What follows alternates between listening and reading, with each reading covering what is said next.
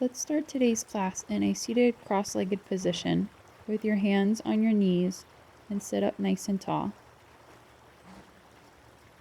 Today's class we're focusing on opening up our hips. If you're comfortable, feel free to close your eyes now and take some nice deep breaths. We're working on opening up our hips today because having looser hips significantly helps our lower back health. When our hips are tight, they carry a heavier load and therefore cause our back to work harder. As you exhale, place your hands down on the floor in front of your legs and gently lean forward a bit, keeping your back straight but angled towards the floor. You'll probably feel a stretch in your hips here, and if you do, feel free to stay at this point, but if you don't feel that stretch, slowly walk your hands forward a little bit more away from your hips. Again, be sure to keep your back flat, even though it's lowering towards the ground. And when I say flat, I mean just not rounded. Obviously, it's not going to be flat, like putting a cup of water on it will probably fall over, but just flat as in it's not rounded through your back. Stay here in this position for a few breaths, feeling that nice feeling of stretching your hip. You'll probably feel it more in one hip than the other, and that's okay because we're going to switch legs in a few minutes.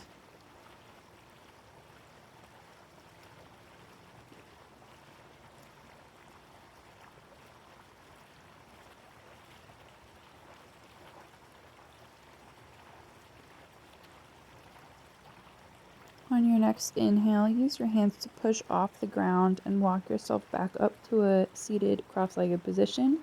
Then extend your legs out in front of them, shake them a little bit to kind of loosen them up, and switch legs so that the opposite leg is in front this time.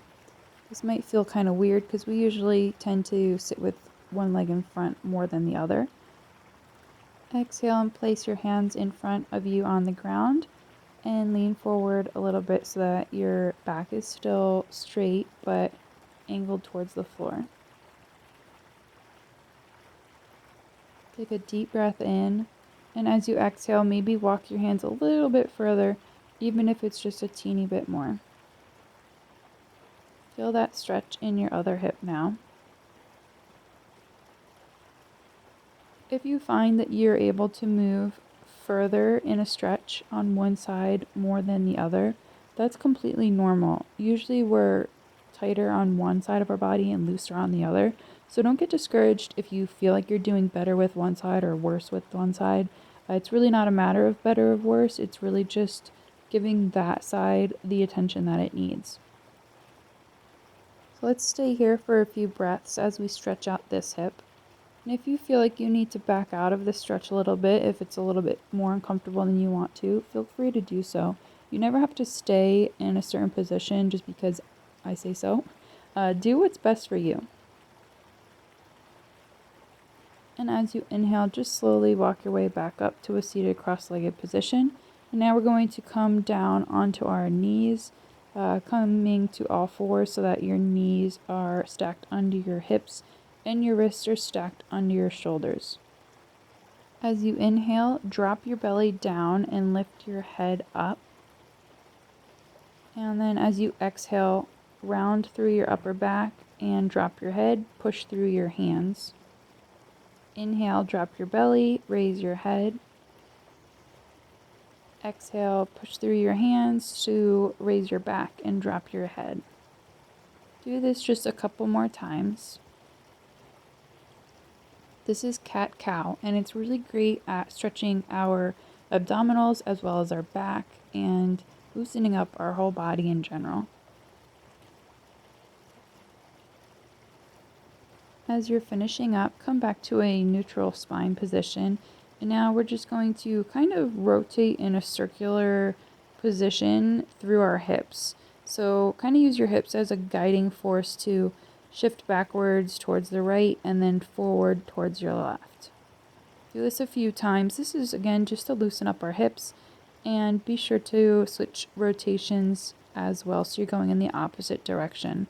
This is just kind of a fun way to loosen up. If it feels weird or uncomfortable for you, feel free to just skip this part. Come back to a neutral spine position again. We're going to move our left foot forward to the top of our mat. Feel free to use your hand to kind of pull it up towards the top. Now we're in a low lunge, so you can walk your right foot back so that it's laying flat on the mat and lift your chest up a bit. I wish that I had brought yoga blocks or a pillow to put on either side of my hand to prop it up a bit like I'm doing right now, but I didn't have them, so feel free to grab some pillows and put them under each of your hands. If your wrists are bothering you, you can make fists like I am right now, as opposed to putting your hands flat on the floor. When you're here, you just want to make sure that your back is straight again, so the blocks or pillows or whatever would help to raise your hands up so that your back could stay flat, but I was able to do so without that. Now we're going to shift our hips backwards a bit, and you may need to move your left foot forward a little bit. This is a hamstring stretch, and it's really great at supporting our hips because our hips are attached to our hamstrings. And when you're here, you want to be sure that your right hip is stacked above your right knee. Now we're going to go back to that low lunge position, and while we're in the low lunge, you want your left knee to be stacked right above your left ankle. And this is stretching out our hip.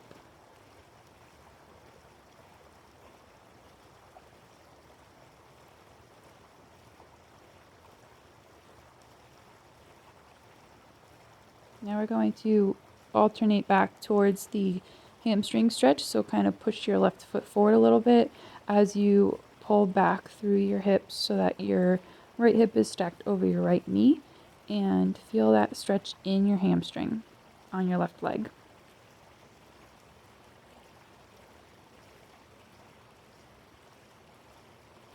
We're going to do these one more time. So move your left foot back just a tiny bit as you come back into the low lunge.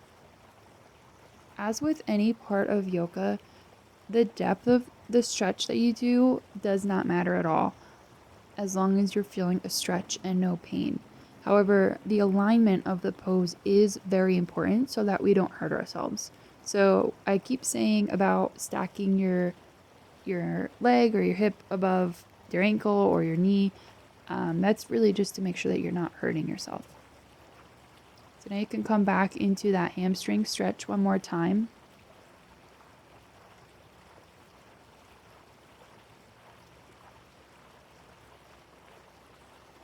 Now we're going to switch legs. So kind of grab your foot and pull it back so that you're in neutral spine position. And then now walk your right foot forward so that it's in the front of the mat. As you slide your left leg back just a little bit, be sure that your right knee is stacked above your right ankle, and you can use your fingertips to prop you up, blocks, pillow. If you would like to just use your own body weight to pull yourself up, you can do that as well. Once again, you can make fists with your hands instead of using your wrists flat on the mat. Really just do whatever's comfortable for you. Now we're stretching our other hip. And now we're going to rock backwards through your hips and kind of move your right foot forward a little bit so that you can feel that awesome stretch in your hamstring. Now, don't worry if your right leg is not completely straight. A lot of times we can feel a hamstring stretch with our knee bent a bit, and that's usually the safest for us as well. So my leg is not completely straight, and I used to do it with a lot more of a bend in my knee. Now lean forward. You can pull your right foot back just a little bit so that it's underneath your right knee as you lean forward into that low lunge once again.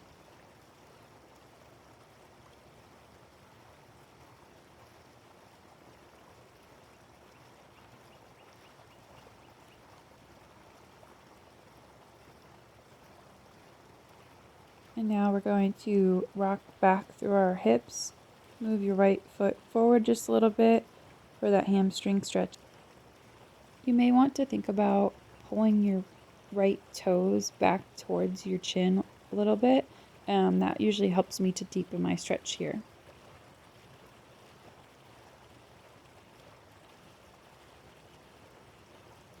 And then rock forward into our hip stretch again for the low lunge. This is the last time we'll be doing this low lunge.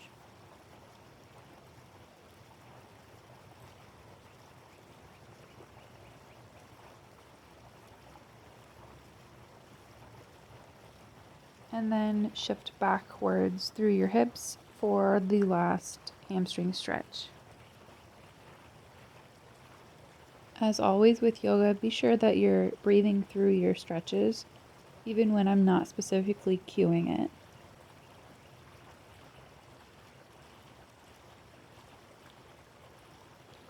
And now we can move back to a tabletop position. Spread your knees so that they're a little bit further apart than hip distance. Shift your hips back towards your feet.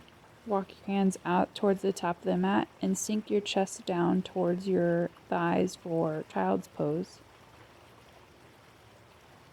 While we're doing child's pose with our knees widened a little bit more than hip distance apart, it really helps to stretch our hips out.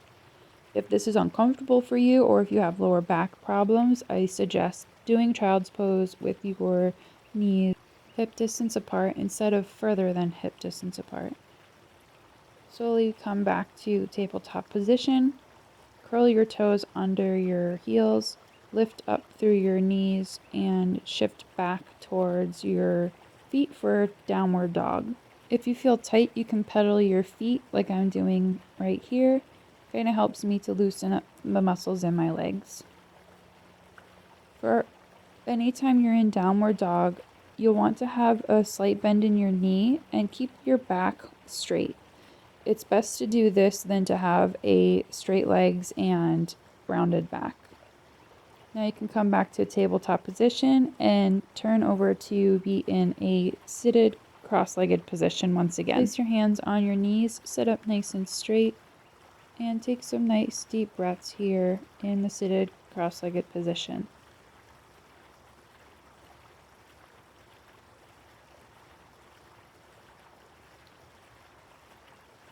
Now bring your feet together so that they're touching, and place your hands on your feet and gently lean forward just a little bit.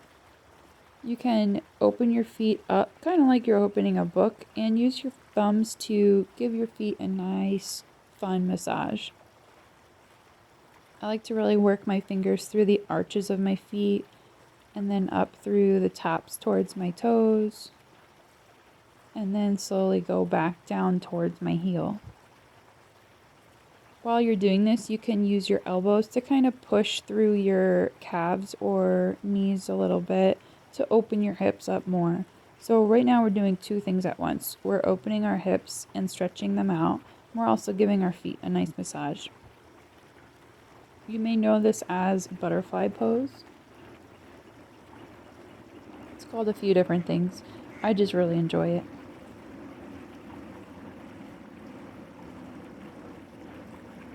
You can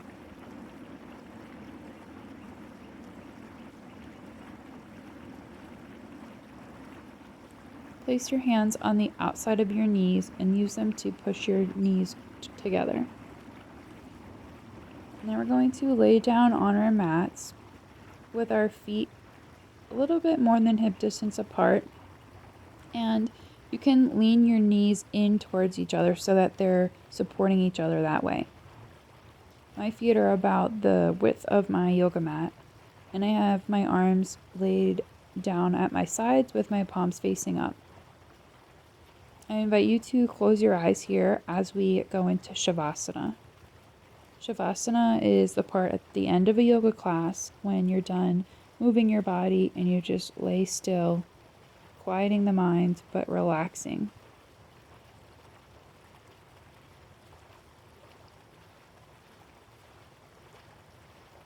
Think about all of the things that your hips are involved in doing. Now that might be kind of a silly statement, but if you think about it, our hips are our largest joint in our body, and they support us in doing everything from standing to walking to sitting. And a lot of the times when we sit for so long during the day, our hips get tighter. So doing yoga and these hip opening stretches really help to strengthen and lengthen our hip joints, therefore supporting the rest of our back.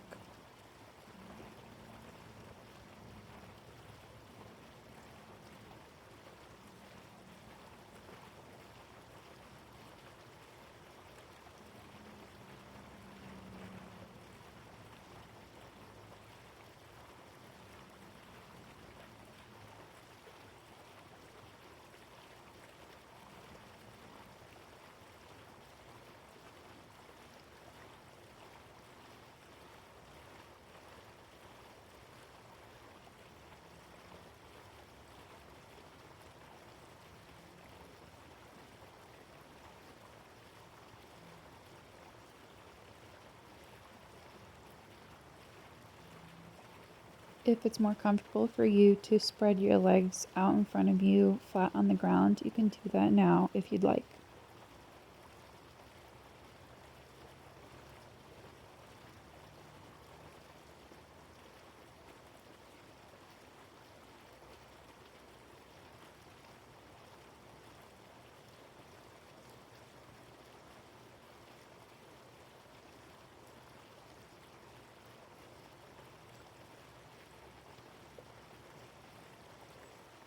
I invite you to now open your eyes again if they were closed before.